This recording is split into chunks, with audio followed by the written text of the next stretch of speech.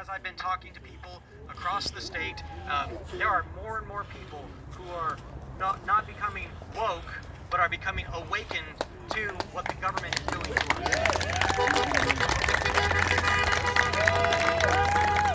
I was speaking at a meeting a few weeks ago over in Salisaw, and somebody asked me, why aren't there more of us? Why are people not yet fully awake?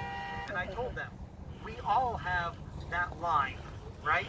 We all have a point where we were pushed too far, where all of a sudden we had that aha moment, where all of a sudden we woke up because we realized that this is wrong. Now, some of us might have just now had that when we've seen how far government has used this pandemic to, take away our rights, but some of us have been in this fight for years. It doesn't matter when people join the fight. What matters is that people are becoming awake and they are joining us. But I guarantee you, every single one of you could point to that aha moment when you saw the truth, right? When you were awakened to reality, when you saw what was really happening. And it's because you either read something on Facebook, or somebody shared something with you, or a family member or a friend or somebody was talking to you about something that maybe for a long time you didn't see it that way. Maybe you didn't have an understanding. Maybe you refused to acknowledge it, but then all of a sudden that light came on. And I point that out because that's the only way that we can get other people to see the truth, is if we speak up, right? We all have to do that. I'm honored to be here with you, but my district is in Broken Arrow. I have a voice in Broken Arrow, and I'm honored to have my voice up here, but you all have a sphere of influence in your community that I will never be able to reach, but you can.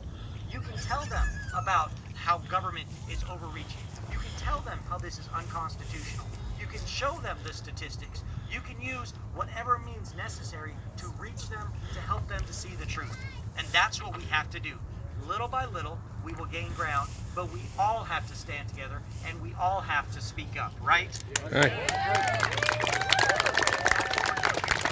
many people are driven by, talking in solidarity with us, acknowledging, that they agree with us? Right? There we go again. They agree with us, but we're out here the ones that are standing up and being the voice. That's one thing that, whether you agree with President Trump's tactics or not, he said the things that we were all thinking, that we all wish other people would have said. He was being the leader in that regard.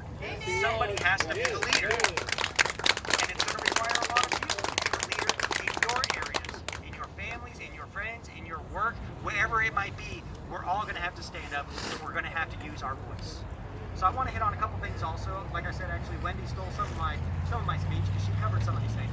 But I want to talk briefly about the Constitution and about the Declaration, because they are important. Those are our founding documents. And so I'm going to start with the Declaration. And I'll put a little plug in here. If you don't follow me on Facebook, go to my Facebook page. I know Facebook is terrible. They're the enemy. They censor us. But it is a means to an end, right? And we need to use every means possible. So I did a 7-part series on the Declaration of Independence. The videos are around 5 minutes long, each video, and it's in different segments. So you can go through and you can read that, and I break down the Declaration of Independence, okay?